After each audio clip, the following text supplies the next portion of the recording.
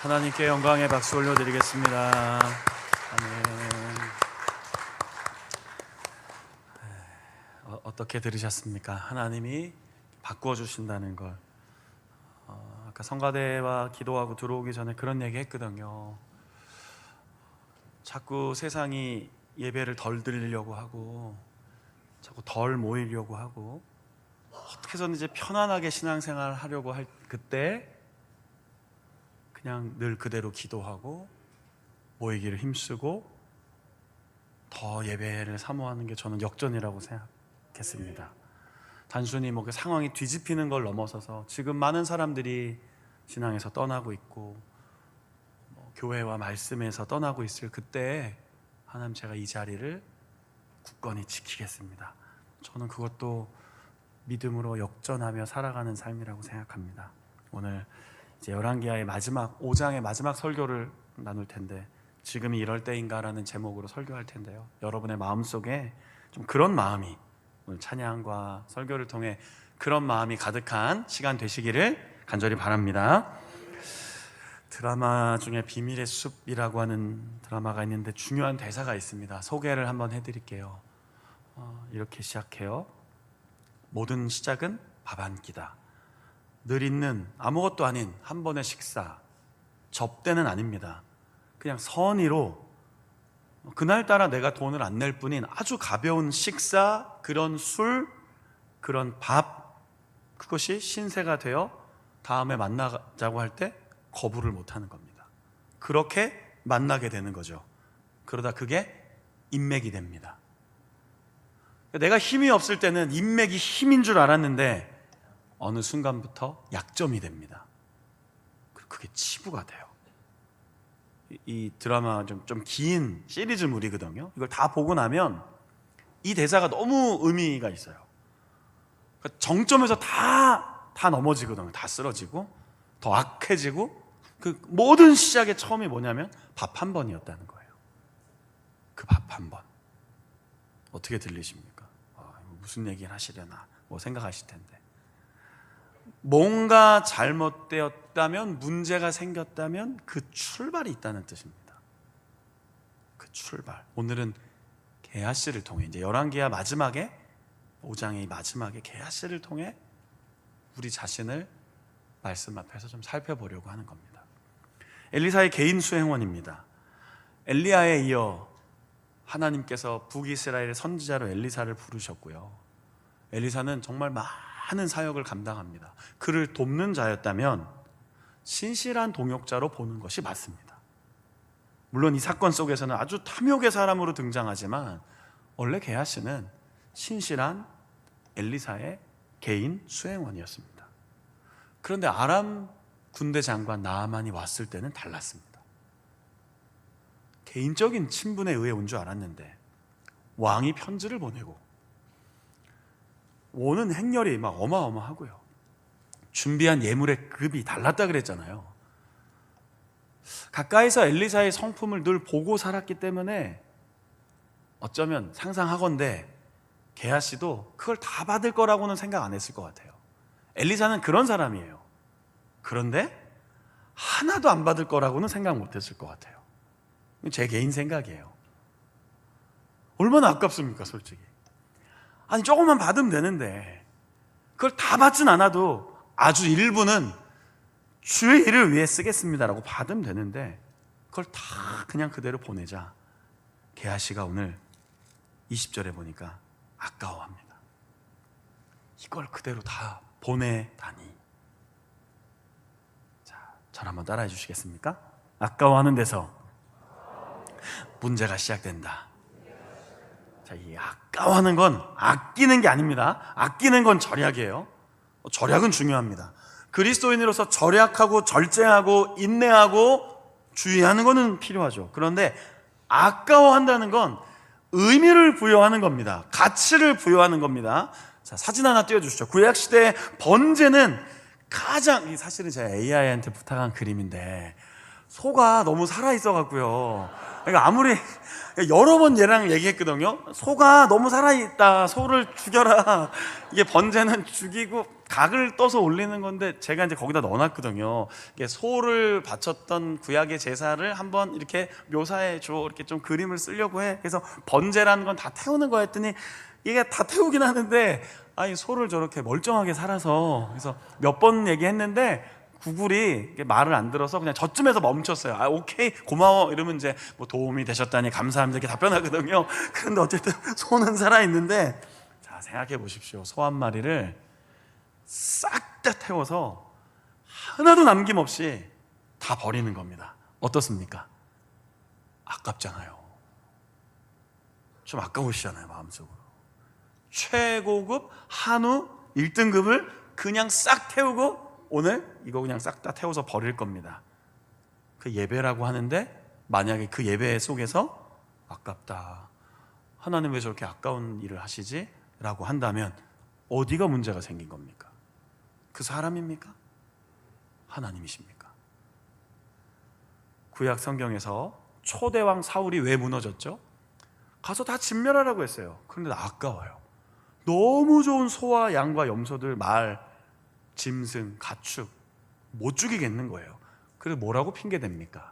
사무엘이 왔을 때 하나님께 좋은 것을 제사 드리려고 제가 남겨놨습니다. 아깝잖아요. 이런 뜻이었어요.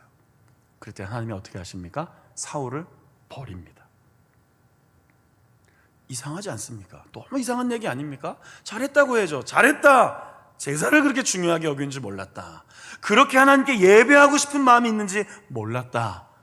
그러나 사무엘은 하나님이 이후로부터 당신을 버릴 겁니다 라고 얘기합니다. 하나님 앞에 아까워하셨죠. 하나님도 당신을 아까워하지 않으십니다. 너무나 중요하고 뜨끔한 얘기 아닙니까? 아까워하는 거, 여러분 거기에 의미와 가치를 부여하기 시작할 때 문제가 시작돼요. 왜냐하면 때로는 아이고 아깝다, 좀 아끼자 이럴 때가 있어요. 그러나 오늘 이 본문에 나오는 게하시의 모습의 아까움은 굉장히 중요한 자기 판단이었습니다. 물론 이해는 됩니다. 지금 5장만 3주에 걸쳐서 설교했지만 열왕기하 2장과 4장을 보면요, 엘리사를 따르는 선지 생도들이 꽤 많습니다. 50명도 나오고 100명도 나옵니다.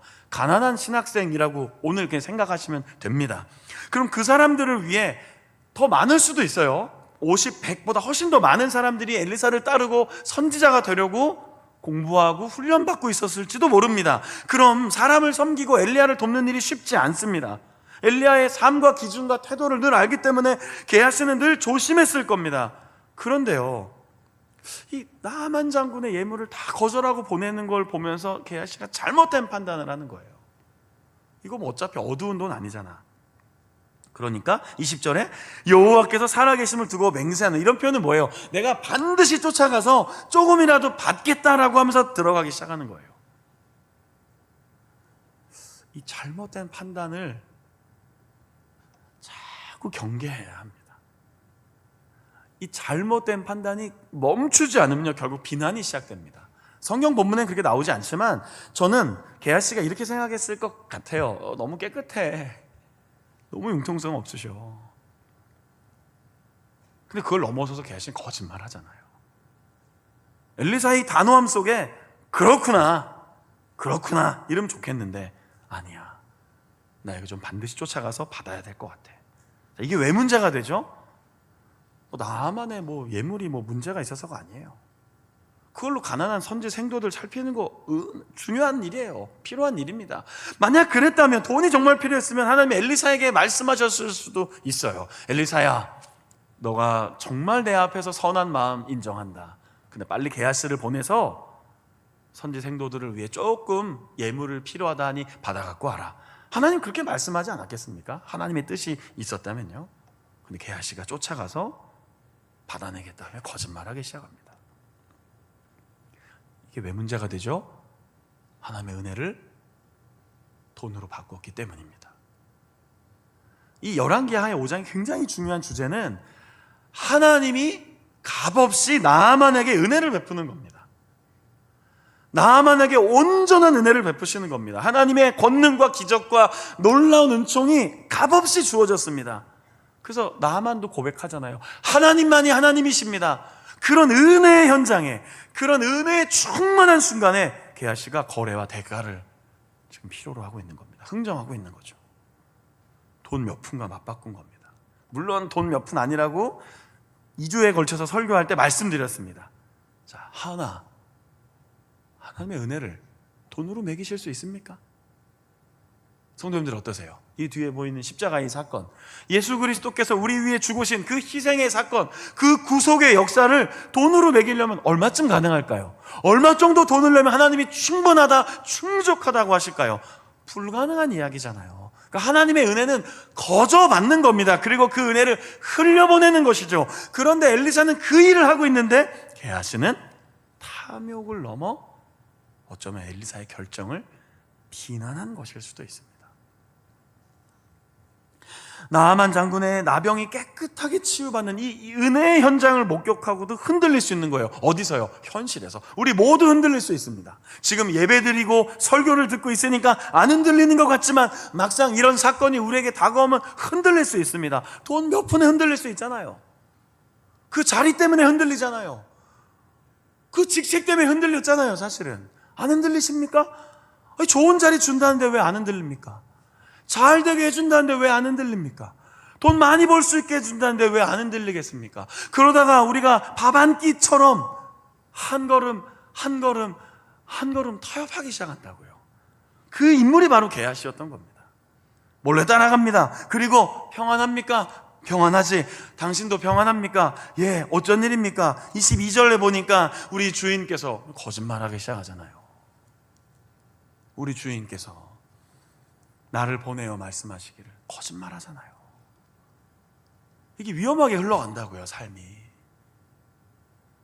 선지자 제자 중에 2명이 왔는데 에브라임 산지에서 온 이들을 위해 은 1달란트와 옷 2벌을 필요로 합니다. 이 은 1달란트가 얼마나 되는 줄 아십니까? 여기 보면 성경에 23절에 막 지고 가잖아요. 은 1달란트. 우리는 자꾸 이렇게 요런 정도로 생각하잖아요. 이렇게 은 1달란트 이렇게 34kg이에요. 은 34kg, 30kg 정도. 이거 설교 일주일 전에 그 원고 시작했을 때 제가 찾아봤거든요. 은 1달란트 34kg, 일주일 전 대한민국 시세는 얼마인가? 부가세 제약 4억이에요. 4억. 그래서 자꾸 성경에 나오는 이 이야기들을 가볍게 보지 마세요. 옷 2벌 굉장히 좋은 옷이었을 겁니다. 팔면 어마어마한 가치가 있는 나아만 장군이 갖고 온 고급 옷이었을 겁니다. 명품 옷 뭐 이 정도. 벌써 마음이 혹하시죠 또. 34kg 되는 은을 구합니다. 나아만은 그냥 내어줍니다. 왜요? 이미 은혜를 충분히 받았잖아요. 그리고 선지자에게 다 내어드리려고 했는데 그 선지자가 받아주지 않았습니다. 그래서 너무 좀 죄송하고 아쉽고 그렇게 좀 물러난 겁니다. 그런데 다시 제자를 통하여 너무 중요한 일이고 가치 있는 일이라고 하고 어려운 이들을 돕는다고 하니까 나아만이 뭘 줍니까? 23절에 2달란트를 줍니다. 그럼 이게 몇 억이 된 거예요? 8억이 된 겁니다. 해볼 만한 흥정이죠. 아무도 반응 안 하시네요. 집에 8억 정도는 있으신가 봐요. 저는 설교 준비할 때마다 깜짝깜짝 놀랐는데요. 8억 지금 돈에 내 수중에 지갑에 얼마 몇만 원밖에 없는데 8억이 갑자기 생긴다는데 얼마나 좋습니까? 그리고 나아만은 이걸 짊어지고 가야 되니까요. 은 60kg 정도 되니까 자신의 2 사환을 딸려 보냅니다. 그런데 이게 좀 골치 아파지지 않았습니까? 혼자 해야 되는데 2 사람을 같이 딸려 보내니 언덕에 도착해서는 2 사람 보고는 수고했습니다. 여기까지 도와주시면 됩니다. 굉장히 좋은 인물 같잖아요. 그러니까 거짓말하는 사람들은 굉장히 친절하고 좋아요. 그리스도인으로서 선하고 친절하게도 살아야 되지만 우리에게 거짓말하고 사기를 치는 사람들도 엄청 친절해요. 속지 마십시오. 얼마나 호의적입니까? 마치 그 2 사람을 배려하는 것처럼 보이잖아요. 그러나 뭐 하려고 하는 거예요? 감추려고요. 하나님은 아십니다.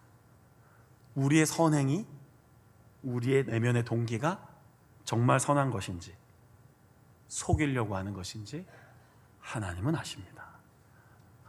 하나님 앞에 서십시오.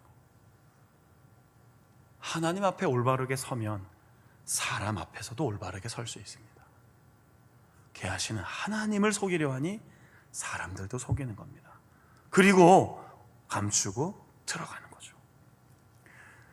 이 얼마나 위험한 일입니까? 왜 거짓말하지 말아야 되죠? 거짓말 자체가 나빠서입니까? 아니에요. 그 속는 사람이 굉장히 선한 일을 한 거예요. 나아만은 선의를 베풀었습니다. 그래요? 엘리사 선생님이 그거를 필요로 하세요? 더 가져가세요. 2배나 줍습니다. 다 드리고 싶었는데 의미는 일이라니까 나아만의 마음이 활짝 열려서 선한 일을 한 겁니다. 그런데 그것이 선한 일이었습니까? 결국 악한 일에 가담하게 된 거잖아요. 내가 거짓말하는 순간 누군가를 악한 일에 가담하게 만든다고요. 내가 그리스도인이라 하면서 내가 정직하게 살지 않으면 누군가를 악한 일에 껴들게 하는 거라고요. 저 같은 사람은 더 중요하지 않겠습니까? 설교를 하는 목사인데요. 얼마나 많은 성도님들을 속일 수 있겠습니까? 얼마나 많은 정직하고 신실하게 살아갈 그리스도인들을 혼란스럽게 하겠습니까? 그러니까 우리 자신이 정말 중요하다고요. 게하시를 그냥 보면서 잘못했구나, 탐욕이 좀 있구나, 이 정도로 멈추는 게 아니라 정말로 내 안에 이런 작은 불만은 없는가, 작은 생각은 없었는가, 작은 틈은 없었는가, 하나님의 진리의 말씀을 분별하는 사람으로 거룩하게 살아야 하는데 혹시 나도 거짓말하면서 그것을 합리적으로 표현하진 않았는가? 그럴듯한 말로요. 그럴듯한 말로. 거짓말도 그럴듯하게 하면 진짜 거짓말 안 같아요. 합리적으로 얘기하면 속는다고요. 이성적으로, 논리적으로 설명하면 거짓말도 속는다고요. 여러분은 어떠십니까? 여러분은 부대에서 어떠십니까? 우리 성도님들은 직장에서 어떠십니까? 성도님들은 교회에서 어떠신 것 같습니까? 무거운 주제예요. 그러나 이 8월을 이제 지나가면서 이 무거운 주제의 3번째 설교로 오늘 우리 자신은 어떠한가를 한번 살펴보자는 거예요. 남 비난하고 남 비판하는 건 쉽지만 내가 하나님 앞에 바로 서 있는가를 늘 깨닫고 있는가? 내가 늘 하나님의 말씀 앞에 서 있는가? 게하시가 언제부터 거짓말을 하려고 했는지, 언제부터 그 마음을 품었는지는 우린 도저히 알 수는 없습니다. 문제는 흔들렸다는 거죠. 우린 자꾸 변명을 댑니다. 처음부터 그런 건 아니에요. 그게 무슨 의미가 있습니까? 이미 넘어졌는데. 맨날 그런 거 아니에요, 하나님. 그게 무슨 의미가 있습니까? 이미 죄를 지었는데요. 저 사람보다는 덜 무겁잖아요. 그게 무슨 의미가 있습니까? 나보다 더 악한 놈이 많은데 하나님 왜 나한테만 이러세요? 그게 무슨 의미가 있어요? 내가 이미 죄인인데. 우린 늘 그렇게 얘기한다니까요. 하나님, 전 그래도 이 정도예요. 더 나쁜 놈들 있잖아요. 저 악한 놈들을 보세요. 그게 하나님의 관심사가 아니에요. 너가 어떠냐, 너가. 하나 앞에 선 내가 어떠냐? 내 안에 게하시아 같은 모습이 없는가? 내 안에 게하시아 같이 거짓말하고 악한 생각을 하고 아까워하다가 잘못된 판단을 내려서 많은 사람들을 해롭게 하는 것은 없는가? 정말 없는가? 내 말 한마디, 내 생각 하나, 나의 판단 하나가 정말 하나님의 뜻을 거스르는 것은 없는가를 살펴보자는 거예요. 다른 사람 비난하자는 게 아니에요. 대한민국을 막 다 들여다보자는 게 아니에요. 이 나라, 이 사회 어두운 그늘을 보자는 게 아니에요. 나를 들여다보자. 나는 어떠한가? 나 하나님 앞에서 나는 얼마나 하나님 앞에 진리 위에 서 있으려고 했는가? 완전한 사람 없습니다. 갑자기 흔들거릴 수도 있습니다. 그런데 흔들리는 게 문제라고요. 다 그렇게 얘기하잖아요. 우연입니다. 우발적인 겁니다. 계획적이지 않았습니다. 그게 무슨 의미가 있냐는 거예요. 이미 저질렀는데 그 지점을 놓고 하나님 흔들리지 않게 도와주십시오. 그게 오늘 게하시를 바라보는 우리의 마음이어야 한다는 것이죠. 교회는 물론 포용하고 이해하고 다 덮어줍니다. 그러나 서두에 언급했던 그 한 번, 이거 자꾸 손잡지 말자는 거예요. 그 한 번 타협하지 말자고요. 그 한 번의 밥 한 끼, 그렇다고 또 오늘부터 막 서로 밥 안 먹고 뭐 그러지 마시고요. 누가 밥 먹자면 의도가 뭐야? 그러지 마시고요. 그건 설교를 잘못 알아들으시는 거잖아요. 꼭 그렇게 농담하신 분도 있더라고요. 설교 끝나고. 그러지 마세요, 제발.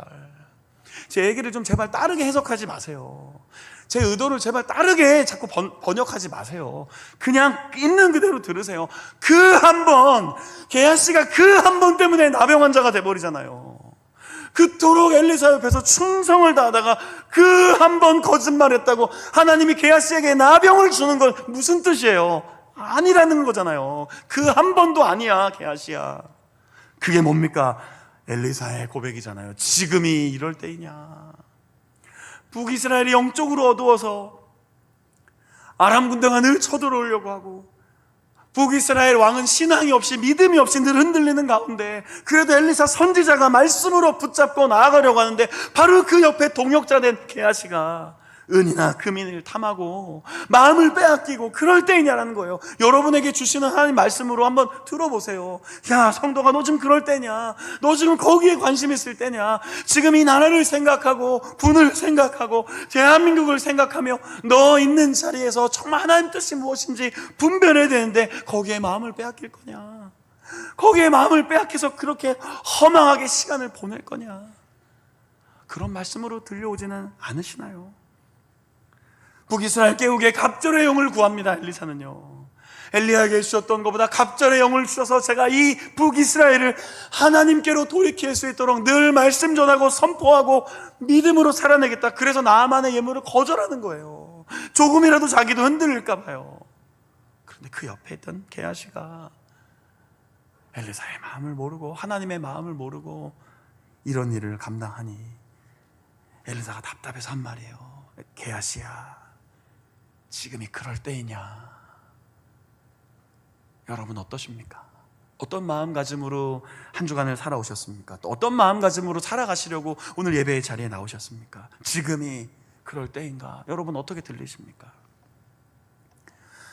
사도 바울은 로마서 6장 15절에서 아주 중요한 얘기를 합니다. 잠깐 열어주시죠. 그런즉 어찌하리요? 우리가 법 아래 있지 아니하니. 우리가 법 아래 있지 않습니다. 우리는 이 율법 아래 있지 않습니다. 계명에 있지 않습니다. 우리가 구원받은 것은 하나님의 은혜 때문입니다. 그리고 이제 우리가 이 계명을 지킨다는 것은 의무로 지키는 것이 아니라 십자가에서 주신 놀라운 자유함으로, 감사함으로 이 말씀 명령을 따라 살고자 하는 것입니다. 그래서 바울은 이렇게 선포합니다. 은혜 아래 있다. 그러니 죄를 지으리오. 이게 좀 크게 할 거라 좀 막 이렇게 그럴 수 없느니라. 여러분 단호하게 좀 선택하십시오. 그럴 수 없느니라. 얘들 다 나쁜 짓 하는데요. 그럴 수 없느니라. 애들 다 거짓말 하는데요. 그럴 수 없느니라. 목사님 뭐 그렇게까지 깨끗하게 삽니까? 깨끗한 물에 물고기도 없다는데 그럴 수 없느니라. 그게 엘리사의 고백이에요. 대한민국을 바라보시면서 아무리 힘들고 어둡고 절망적이어도 그래서 엘리사 한 사람 같이 깨어있는 사람 있으면 하나님 엘리사를 통해 역사하시잖아요. 그러니까 다른 사람 볼 필요 없다고요. 다른 사람 보고 흔들릴 필요 없다고요.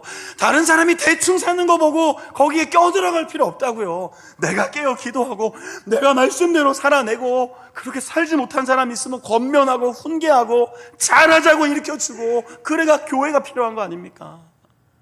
그럴 수 없느니라. 그럴 수 없느니라. 이 문장 고백하고 여러분 오늘 이 문을 나서십시오. 그럴 수 없느니라. 하나님의 은혜 가운데 있으니 죄악을 물론 넘어집니다. 물론 저도 넘어집니다. 저도 순간순간 감정이 흔들리고 유혹받는 것도 있고 그렇습니다. 우리 모두 그렇지 않습니까? 그럴 때마다 아니지 떠오르자는 거예요. 아니지 이렇게 말하면 안 됐지 바로 돌이키는 거예요. 이렇게 행동하면 안 되지 바로 돌이키는 거예요. 이러면 안 되지 말씀 붙잡고 주님 도와주십시오. 힘을 더하여 주십시오. 이게 초대교회를 세웠던 사도 바울의 로마서의 고백이었습니다. 여러분 게하시같이 넘어지지 맙시다. 아까워하는 마음 있을 수 있어요. 너무 아까워하지 마세요. 좀 다 드릴 땐 드리세요. 시간도요. 시간 아까워하지 마세요. 교회 오는 거 시간 아까워하시는 분들이 많아요. 자꾸 한 번에 끝내려고 하잖아요. 모든 교회 예배를요. 가슴이 아프다고요. 정말로 목사로서요. 어떻게든지 줄이려고 하잖아요. 오늘날 우리 많은 교회들이. 비난하는 거 아닙니다. 그냥 가슴 아파서 그래요. 모이기를 힘쓰라고 했던 이 초대교회의 정신을 오늘날 우리 한국교회가 얼마나 지키고 있습니까? 오늘 우리 군인교회가 얼마나 지키고 있습니까? 쉬는 날은 교회도 안 나오게 되잖아요. 연휴가 길어지고 전투휴무 나오면 새벽기도 안 나오시잖아요. 성도님들 사실은 아침 출근 안 하면 훨씬 새벽기도 나오기 좋잖아요. 근데 더 못 나오시잖아요. 죄송한 얘기고 가슴 아프게 한 얘기고 좀 마음 불편하게 한 얘기가 맞는데 잘 생각해 보십시오. 정말 하나님 사랑한다면 더 가고 싶고 더 모이고 싶고 더 모이기를 힘쓸 텐데 어떻게 하면 그냥 생략했으면 좋겠다. 좀 그냥 한 번에 끝냈으면 좋겠다. 예배를 그렇게 해치우면요, 하나님이 사울왕에게 얘기했던 것처럼 오늘 우리 교회에게 그런 얘기 하실지도 몰라요. 언젠가는 나도 너 간단하게 대할게. 나도 너 가볍게 대할게.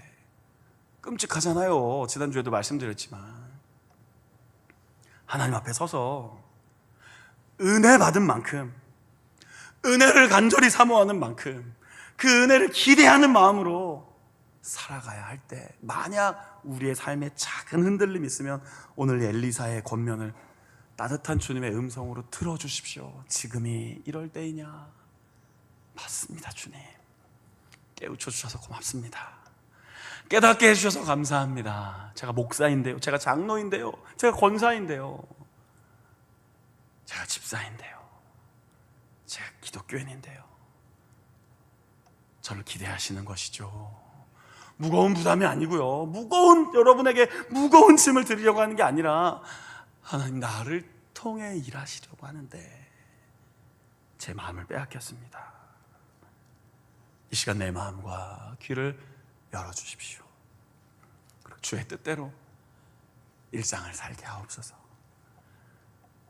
주의 마음으로 살아가게 하옵소서. 그게 오늘 성도님들과 제가 누려야 할 하나님의 분명한 음성입니다. 제가 사진 하나를 만들어 달라 했거든요. 그 사진 좀 열어주실래요?